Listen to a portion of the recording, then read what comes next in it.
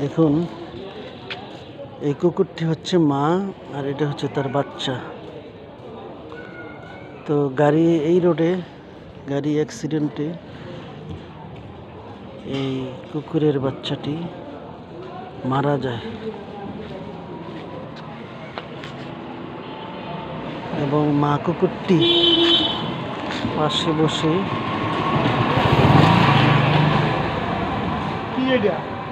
এটা এই যে অ্যাক্সিডেন্টে বাচ্চাটা মারা গেছে। আর ওই হ্যাঁ, ওটা মনে হয় এর মা।